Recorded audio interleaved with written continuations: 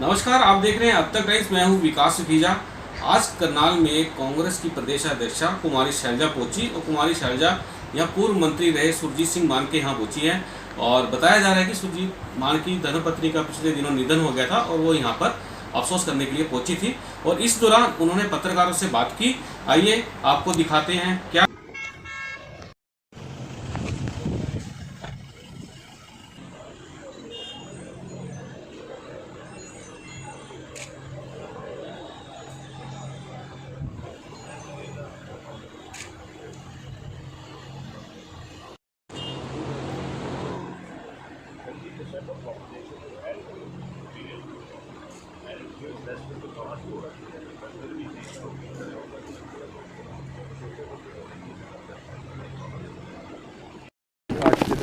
आज करनाल पहुंचे आप? जी, आज हम यहाँ आए हैं संदीप जी की माता जी के दुखद निधन पर। कुछ दिन वो बीमार रहे। इस परिवार का इस पूरे इलाके में बहुत योगदान रहा है, तो ये दुख की घड़ी में हम इनके साथ हैं। यहाँ पर हमारे और भी साथी करनाल में एक दो जगह मुझे और जाना था, गोपाल सहोत्रा जी के पिताजी, लेकिन कोविड के कारण उनका देहांत हुआ, तो मैं अभी नहीं जाऊंगी, बाद में उनके यहाँ किसी समय जाएंगे। मैम, बीजेपी कह रही है कि किसानों को बरगलाया जा रहा है, जिसलिए वो सड़क पर आ गए हैं और लाठीचार्ज भी हुआ। आपने भी देखा, हमने भी देखा। ऐसा है, किसानों को बरगलाने वाला कौन है? किसान खुद समझते हैं कि उनके साथ क्या हो रहा है। कोई बाहर से नहीं आ रहा उनको बरगलाने के लिए। किसान समझदार लोग हैं और अगर किसानों की ये भारतीय जनता पार्टी सरकार सुनती तो शायद ऐसी स्थिति पैदा ना होती। कोई भी कानून लाने से पहले जो स्टेक होल्डर्स हैं उनसे बातचीत करना ज़रूरी होता है।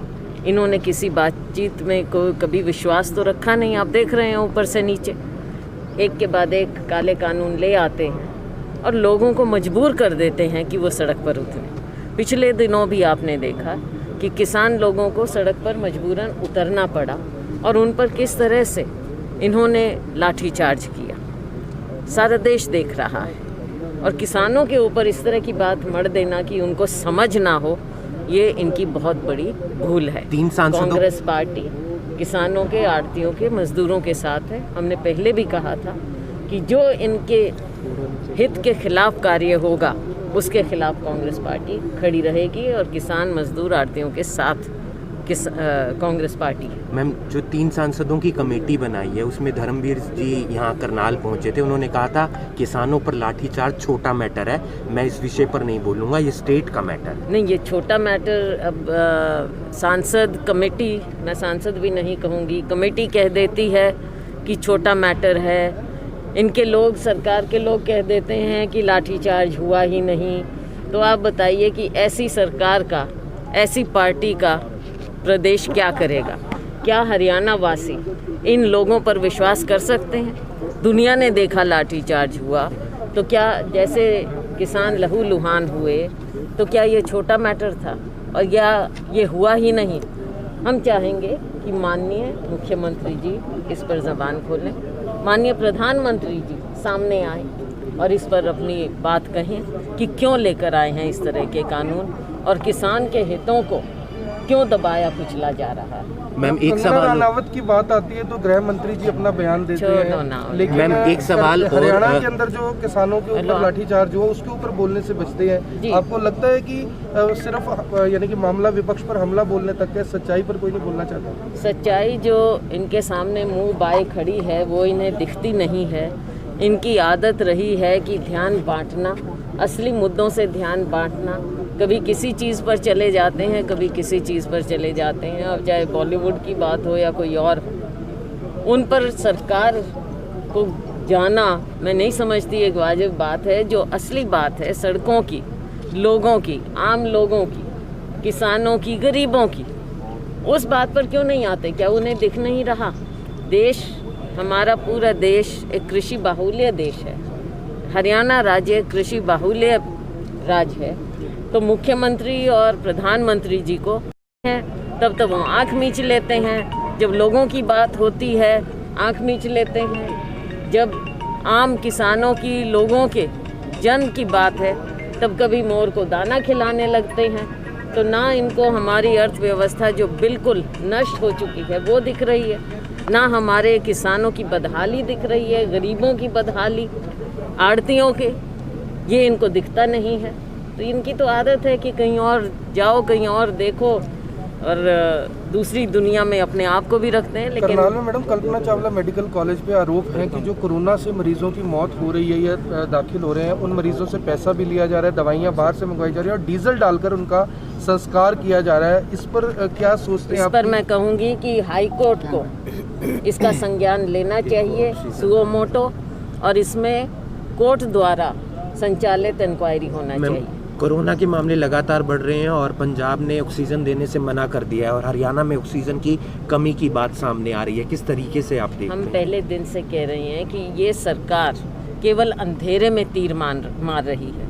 ना यहाँ पर व्यवस्था है कोरोना से लड़ने की, ना इनके पास जो स्वास्थ्य सुविधाएं आम लोगों को मिलना चाहिए वो है, कुछ समझ में नहीं आ रहा। ना टेस्टिंग का भी बुरा हाल है हमारे राज्य में। तो असली पिक्चर क्या है ये तो अभी तक छिपी की छिपी हुई है।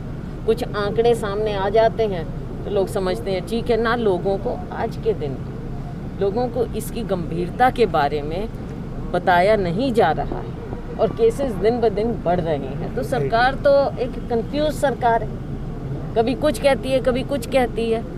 कंफ्यूज सरकार है, लोगों से दूर है, ज़मीनी हकीकत का इन्हें कुछ मालूम नहीं। एक आखिरी सवाल, करनाल में एक मैम गैंगरेप हुआ है, शायद आपकी जानकारी में भी आया होगा, और उसमें महिला को ही गिरफ्तार कर लिया था हनी ट्रैप के मामले में। नाम जो आया है वो तहसीलदार का आया है और प्रताप स्कूल के मालिक अजय भाटिया का आया है, लेकिन इस पर अभी तक कुछ सामने निकल कर नहीं आया। क्या सरकार तथ्य छिपाना चाह रही है? असलियत सामने आना चाहिए, असलियत सामने आए। आखिरी सवाल है मैडम, आखिरी सवाल है कि स्वास्थ्य सेवाओं की जब बात आती है तो सरकार कहती है कि हम इतने 1000 करोड़ का बजट है, लोगों को स्वास्थ्य सुविधाएं बेहतर मिल रही हैं और मुख्यमंत्री जी मैदानता में जाकर इलाज करवाते हैं, जो स्वास्थ्य मंत्री है वो मैक्स में इलाज करवाते हैं। किस तरह से देखते हैं इसको? आम जनता को क्या मिल रहा है? आप पहले दिन से देखिए, जब से कोविड का कहर हमारे देश में प्रदेश में आया है, इस सरकार ने कोई भी सुविधा कहीं भी उपलब्ध नहीं करा पाई है। चाहे उस समय हमारे प्रवासी नागरिकों की बात हो, चाहे गरीबों की बात हो। आपको याद दिलाना चाहूँगी मैं कि जब शुरू में दिक्कत आई थी तो आम लोगों ने, हमारे जो समाज की संस्थाएं हैं, उन्होंने आगे बढ़कर, हमारे कांग्रेस के जो वर्कर हैं उन्होंने आगे बढ़कर जनसेवा की थी। प्रशासन और सरकार की ओर से कोई व्यवस्था नहीं थी, बल्कि आपको याद दिलाऊं कि अफसर भी इन संस्थाओं को फ़ोन कर करके कहा करते थे इतने लोगों का आप इंतज़ाम कीजिए, इतनों का खाना कीजिए। तो सरकार ने आज तक किया क्या है मालूम तो पड़े, और किसका किस तरह से इलाज हो रहा है इसके बारे में भी मालूम होना चाहिए। कितना पैसा कहाँ पर लगा है इसके बारे में मालूम होना चाहिए। ये जनता का पैसा है। आज के दिन पूरे प्रदेश का, मैं देश की बात अलग छोड़ती हूँ, इस समय प्रदेश का पूरा बजट अंधकार में चल रहा है, ना कोई विकास के कार्य हो रहे हैं।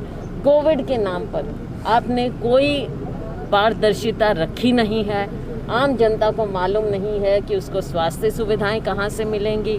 आम जनता को मालूम नहीं है कि विकास के कार्य कैसे होंगे।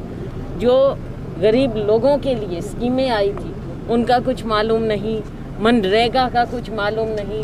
बड़े बड़े घोटाले दिन ब दिन होते चले जा रहे हैं। जिस दिन से सरकार आई है घोटाले पर घोटाले चल रहे हैं। अब देखते हैं रोज़ नए घोटाले। लेटेस्ट होमगार्ड वाला घोटाला भी आया, चाहे शराब का घोटाला लीजिए, चल ही रहा है। अभी भी रोज़ तस्करी का मालूम पड़ता है, हर शहर से आती हैं। जांच के बाद सभी में क्लीन चिट मिल जाती है, इसको किस तरह से देखते हैं? क्लीन चिट, अगर इस तरह से क्लीन चिट मिलती रहेगी तो जो सरकार पर आम जनता का विश्वास पहले से ही नहीं था वो बिल्कुल ही ख़त्म हो जाएगा। ये तो ये कहना हुआ कि मर्डर हुआ और कोई कातिल ही नहीं है, ये तो इस तरह की बात हो रही है सरकार में। तो लोगों का विश्वास पहले ही नहीं था, फिर तो बिल्कुल उठ जाएगा। शुक्रिया मैम।